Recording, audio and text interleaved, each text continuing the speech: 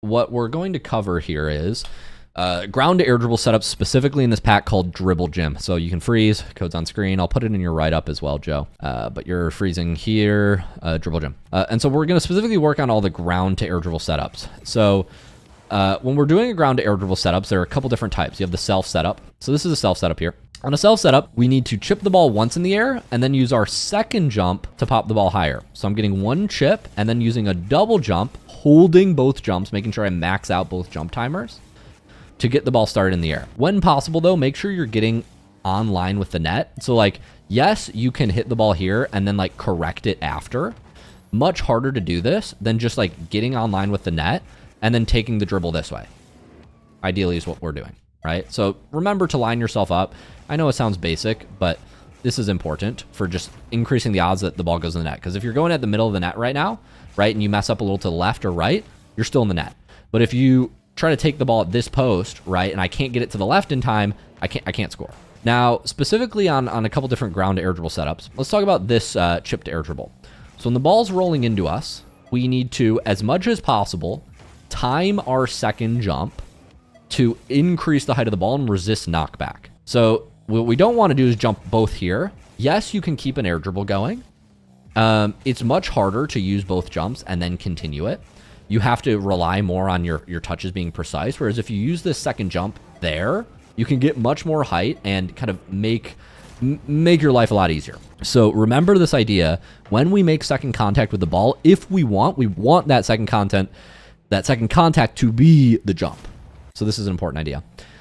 Even on a high ball like this, as much as we can, we're trying to max out our jump and save it. Like sometimes it's impossible. Like this setup is really high. Like if I got a really hard touch, but still, as much as possible, we want to be using our second jump to kind of resist knockback. Now let's talk about some air dribbles here. Like this is like a situation you saw in game where the ball was near the net and you're under it and you can't like really shoot this ball very hard. So ideally, we want to be kind of creating a couple touches here, air dribbling the ball. Now, I won't go over all these finishing techniques right now, but if we recall what we just talked about, holding both jumps is important. So maxing out the jump timer and holding both jumps is important. Now, what you don't want to do, I saw you kind of had a bad habit of this, is you don't want to take off from back here. This makes it very hard to get under the ball and continue an air dribble. It's just not happening. And the reason is because if we take off from too far behind, we can't get under the ball. So you don't want to take off immediately here. You want to be delaying your takeoff until almost as close as you can under the ball. So see how I drive under the ball and then I'm taking off at the last minute? I'm sort of exaggerating here, but there's some middle ground, which is maybe right about here.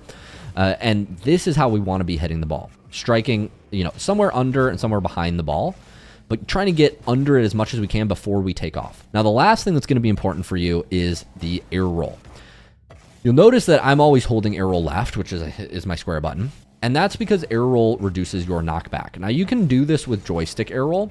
I don't like joystick air roll as much because when you use directional air roll, we can tilt our nose, we can both yaw and roll at the same time. And so you get the spinning and also pitching and yawing.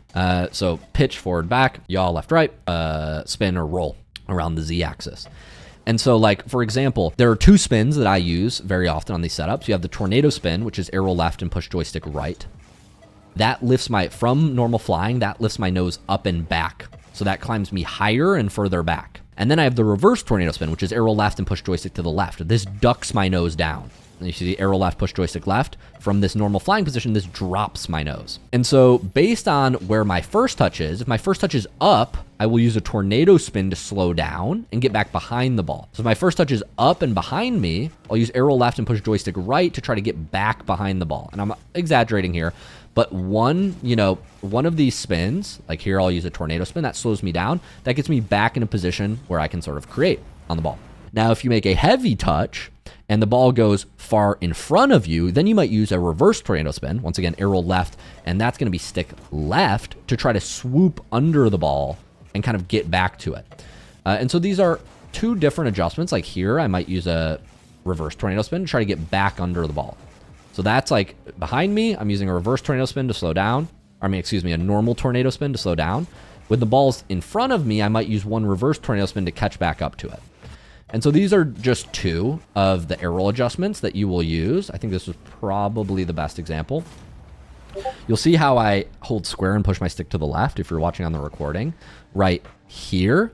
And that ducks my nose down to try to like sort of boost forward and catch back up to the ball. So 2 different spins you'll use depending on how far forward you hit the ball.